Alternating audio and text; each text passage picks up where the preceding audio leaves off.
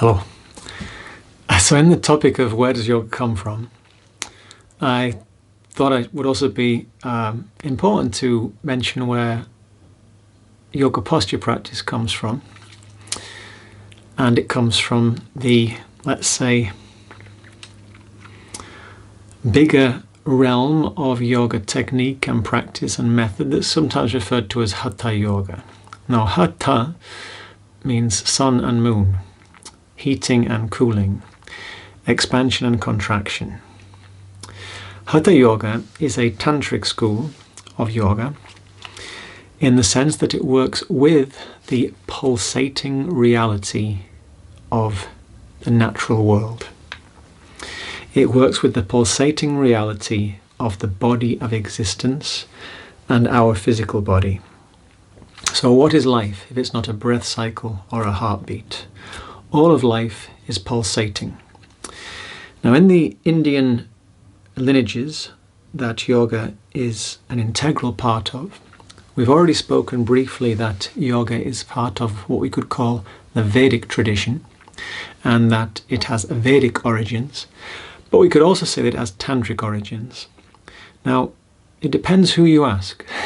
Some people say that Tantra is pre-Vedic. I don't know. Tantra and the Veda are both very old, and the yoga method has been around for thousands and thousands of years. And the beautiful thing with some systems of yoga is that which includes, that which connects. So, for example, the yoga of Kashmir Shaivism, this system includes the Vedic and the Tantric literature, and it reconciles them. Because here and there are differences. In different parts of India and in different lineages, there are some lineages that would describe themselves or identify more as being, let's say, purely Vedic or purely Tantric. When we talk about Tantra, though, in all the Tantric lineages, as far as I'm aware, this idea of pulsation is very foundational.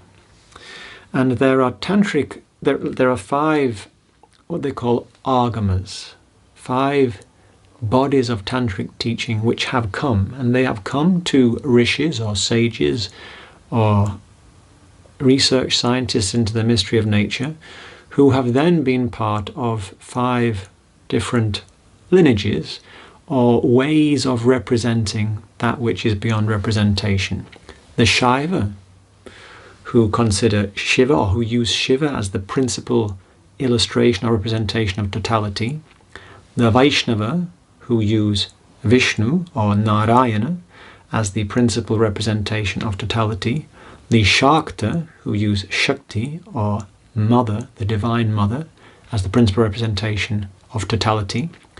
The Bauddha, which is the Buddhist Tantric lineage, or the Buddhist lineage in general, and the Jaina, which is the Jain lineage. So in the Indian range of schools, the Bauddha and Jaina schools are considered Nastika schools because they don't accept the authority of the Veda. They stand outside of the Vedic mainstream, let's say, even though they do have, nonetheless, considerable amount in common with a lot of core Vedic teachings or teachings that are also very prevalent in Vedic schools and Vedic lineages. So for example, in Buddhist teaching, I'm pretty sure you'll probably have heard the words nirvana and samsara. So samsara basically means that the sowing of creation. Sometimes people talk about samskara as the wheel of existence. And it goes on. This is the cycle of expansion. And nirvana is the drawing back in. In Shaiva schools, Shaiva Tantric schools, this is called the Unmesha and Nimesha, the opening and closing of the eyes of consciousness, represented symbolically, anthropomorphologically by Shiva. Shiva in an anthropomorphized state. So all of this is to say that Tantra is a practical school. Now, literally, what does Tantra mean? This is a huge topic, but I'll try to be brief and give something that's succinct and useful here. So like any Sanskrit word, or like many Sanskrit words, this can be construed in different ways. Now, one way is that tanoti, this is the idea to expand. Tanum, as a noun, means the human body. The human body, which is, relatively speaking, fragile. It's only here for a short time, and it's not so robust. Of course, it has its own robustness, but it's not so robust. And tra, as a verb, trayate, means to protect. So there's that tantra, or tantric methods, are means of engaging the conscious powers of the ensouled body, or the embodied soul, in such a way that we expand our understanding of who we are and what we're really made of. So we protect ourselves from the frailties that flesh is heir to. So we are less susceptible, for example, to the fear that comes from being in this fragile body, and from the limiting ideas that come from being identified with something that is limited. So Tantra and Yoga, Tantra also means machine or technology. It can also be used to describe a loom. Now, the Yoga Sutra, which we'll speak about more next week, and perhaps when we gather this week, are sometimes described very beautifully as the stitches that weave together the fabric of unity. Sutra means stitch, and yoga means unity. And I consider the Yoga Sutra as also the stitches that help us weave greater harmony into the fabric of our day-to-day lives. So Tantra can also mean a technique that can help us. It's like Tantra can mean a loom that we use to weave. So Tantras are techniques, methods, methodologies that help us weave, again, this harmony, this integration, this integrity into the fabric of our life. The particular defining characteristics of Tantra is that they are primary, or prime in their orientation, is the pulsating reality of life, that all of life is divine. There's a beautiful verse which sums up the teachings of one of the great tantric masters of the Kashmiri lineage, Abhinavagupta. It says, Harireva Jagat Jagadeva Hari. It says the phenomenological moving world, the changing world, is none other than the supreme reality. Harito Jagato Nahi Binnam Anu. There is not one atom that is outside of that supreme reality. There is not one iota of difference between the supreme reality and this manifest reality. It's all part of the same. Harito Jagato Nahi Binnam Anu iti yasyamatihi paramartagati. A person who can come to this understanding here in the reality of life. This is the supreme means. The supreme means to do what? Paramartagati sanaro bhavasagaram uttarati. Such a human being who comes to that understood, that viscerally lived awareness, that this and this all around is imbued with the same divinity, the same consciousness as the supreme reality.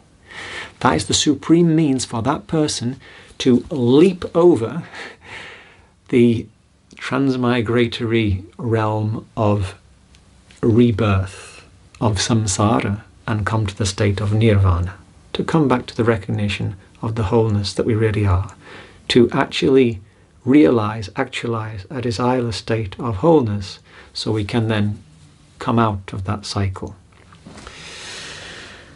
But the key thing is that in tantric schools we work with reality. There is no denial of reality, and so anything can be used as the method in Tantra. And so while this is true in all the Indian methodologies, it's particularly emphasized in Tantra that everything and anything in existence can be poison. Everything and anything in existence can be medicine. It all depends on the constitution, the situation, and the dose. And so there are some tantric lineages that do things that to other lineages look terrible and go against their suggested teachings.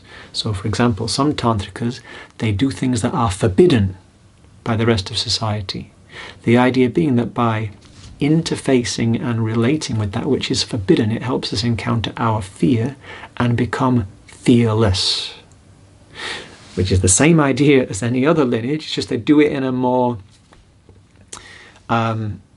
accelerated or acute way.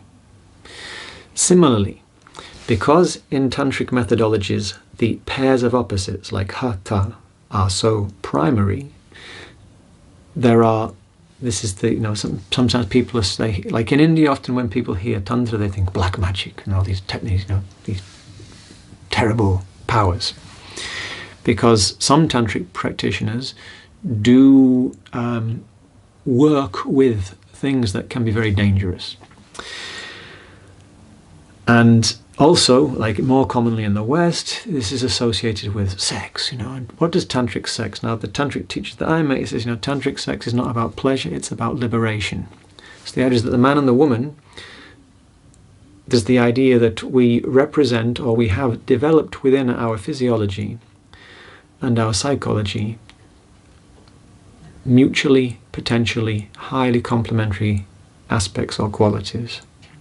So the idea is that if one enters into what is essentially a marriage, it's a lifelong commitment to work as two souls working together.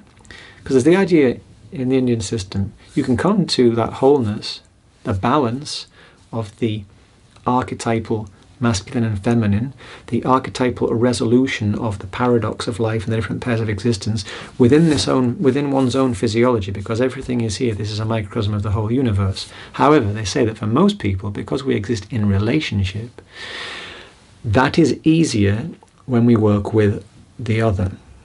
And when a man and a woman choose to work together in this sacred way, that is usually in the context of a marriage and a lifelong or lifetimes long commitment, there is the idea that each can use so for example, one can clean one's earth with the water of one's partner, and one can clean one's element of fire with the air of the other, like this. So there's the idea that you will use, it's this mutual dance in which you'll be kind of giving each other nourishment, support, and medicine, purgative medicine sometimes.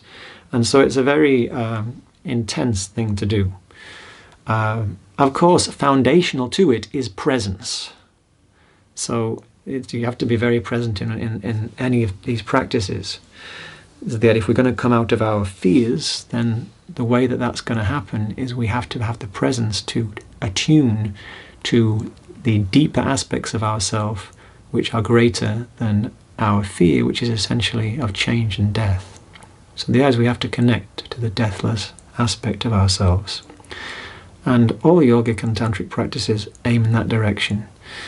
So another important thing to say is that yoga is about integration, and tantra are methods or technologies of yoga. They share the same aim as any school of yoga. Interestingly, all of us who do yogasana, we are practicing a tantra, because hatha yoga is a tantric school. It's working with embodied reality, with the pulsations of life, and seeking to use the natural pumps that expand and contract within the human physiology to foster a situation in which energy and information can circulate more freely, more harmoniously within this field, in which all the different powers, represented, for example, by the tattva model of reality, can cohere and function in an integrated, balanced way, which is the platform for skillfulness in the things that we do. So that's a little bit of a brief introduction to yoga and tantra. I hope it's useful.